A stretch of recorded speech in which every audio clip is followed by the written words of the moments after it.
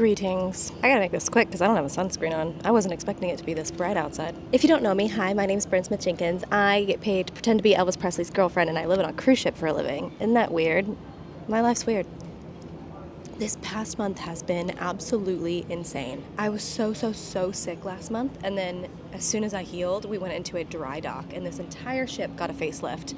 And I also took a little bit of a work break to Paris with my husband, and that was insane. The process of trying to get off the ship was wild. Instead of going into all of this detail, I'm just going to show you the clips. The last 2 hours was, it was cinematic in how dramatic it was. There were all these twists and turns. We thought that we weren't going to be able to get off the ship until the afternoon. It ended up being, just over 2 hours. And so we got off at like 9:45, and then we got in a cab, and they were playing this like Euro trash, like dum, dum, dum, driving around. And then we thought we were fine going to the immigration, and then we got to the immigration, and the immigration office was closed. It's not open. Like, what are we gonna do? They just hadn't opened up yet, so they opened up. Okay, they're opening for us. Okay. It took forever. We got it! Let's go! And then we zoomed to the airport, and then we got to the airport, and there was like a long line. And we were like, oh my God, we're gonna have to wait in line for an hour. And then we realized that they were waiting in line for a different airline than we were. Yeah. So then we got in line, and then after that, it was pretty smooth. It was a pretty standard airport experience, but it was just like high, low, high, low, high, low. I hope this is the end of that. I hope the rest of the trip is boring. Yeah, me too. So Paris was lovely. We had a great time. It did take a little bit of time for us to sort of shake off the anxiety of trying to get off the ship. But once we made it there and sort of had a night to settle in, it was really lovely, and I'm so glad we did it. Also, it was so funny, on our last night there, my husband was walking around in Montmartre, and he stumbled across a rockabilly bar, and we went in, and there's pictures of Jerry Lee Lewis, of Carl Perkins, and of course there is the infamous photo of the $1 Million Quartet, which is like the whole basis of the show that we're in, and I just thought it was so ironic that we found that, like in Paris of all places. So during dry dock, my husband also got the great idea of making a film. My husband has been wanting to make a film for years. I've been listening to him talk about wanting to make his own film and be a filmmaker. And so I'm so happy that he is finally doing that. I'm proud of him. Yesterday, we were in Cannes, France, and he was making his film in Cannes, shooting some scenes.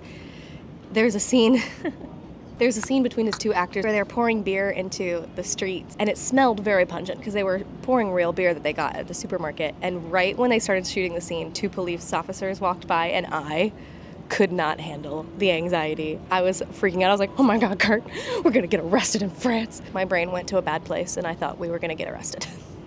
Last week we actually had our director and our music director on board, and we got a new actor into the shows, and his name is Greg Hammer. I've known Greg and his wife since 2017, and it is so crazy that he's here because he also brought his little baby with him. People think I'm weird. I don't care. Anna and I did my first contract on this ship in 2017, and we were both going through really bad breakups at the time, and it just is so crazy to me that we had no idea that we were about to meet our future husbands, and that they're back here now, married, with a baby, and I'm here with my husband, and like we're getting to travel through Europe again together, and like it's so special, and it's like a full circle moment. I don't really know how else to explain it, but it just feels really special and cool. Anyway, I need to go back into some shade in my cabin because it is way too hot out here, and I don't have sunscreen on, and I don't want to get sunburned. Okay, let's go. Okay. It's so much cooler in here now. We're nearing the midway point of the contract, and I'm trying to sort of mentally ground myself, I guess, and just take it all in, because I know that this is my last contract with this company. I cannot do another one. There are other things that I really want to focus on that I can't really focus on while working on a cruise ship, like starting a family and growing my brand and choosing to move forward with a lifestyle that's not really conducive to living on a cruise ship. And today is my husband's 40th birthday, and as I witness him cross this milestone, and I realize that I'm not guaranteed any day on this earth, and that I need to add life to my day because I don't necessarily have a lot of days to my life. That sounds morbid, but you know what I'm saying. On prior contracts, I would just travel. Like, I was so eager to see all the things that I needed to see and do all the things that there was to do. And now my priority is sort of just coexisting. I do think I have the luxury now of having already been to a lot of these places, and so I don't feel as much pressure to like get out and do everything and spend all the money. So yeah, my mental strategy moving forward is just taking it easy, watching the birds fly by, looking at the beautiful scenery, and just being really grateful for being where I am. With that said, I think I'm gonna go ahead and end this video because